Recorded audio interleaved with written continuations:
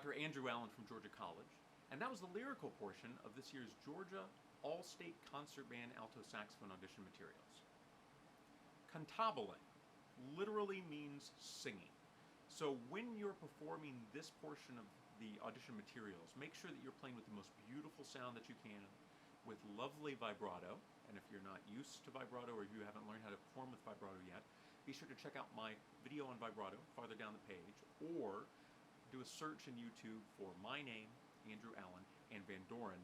My friends at Van Doren have put together a wonderful video that I had the pleasure of discussing vibrato in. A few other things you need to think about here. Think about phrasing. Listen to what I did where I breathed, where I did not breathe. You have all these great phrase markings.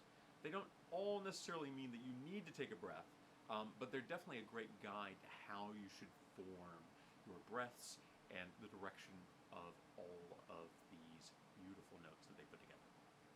Just a couple other things to consider. In measures 4 and 5, I would use what I call, and what a lot of people call, the covered C sharp. So if you play just a normal open C sharp in the middle of the staff, it can pump out the texture, it can be a little out of tune. So here, and in a lot of other cases as well, I use an alternate fingering. I use a third finger, so my ring finger on the key that it's normally on, I press that down and I press the octave key.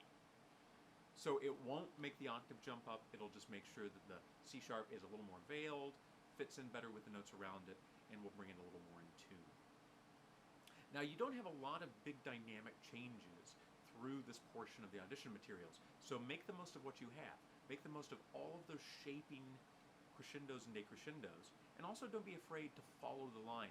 Go up a little bit as the line is ascending and down a little bit as it's descending. Don't go wild, but just a little shaping will go a long way.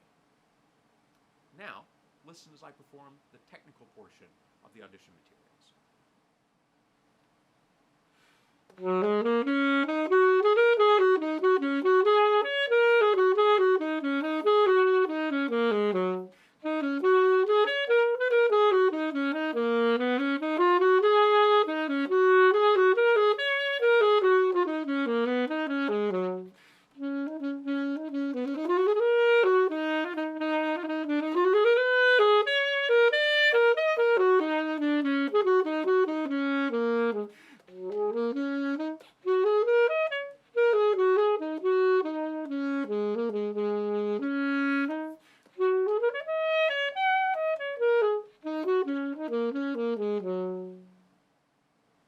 Now on this technical etude, you have many things to consider.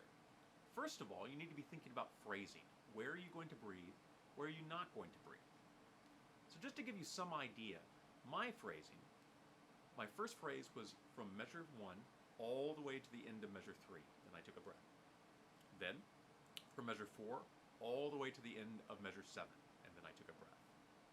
Then, from measure 8 all the way through measure 11. Then from measure 12 to the end of measure 14, and finally just the last 2 bars by themselves. Also, there are several fingering considerations that you need to think about here.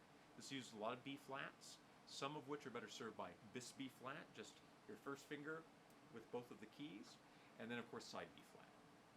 So in measures 1 and 2, I would use the bis B flat.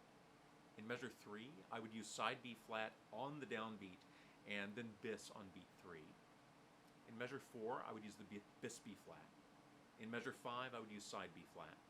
In measure 6, I would use side B flat on beat 1, and then the bis between beats 3 and 4.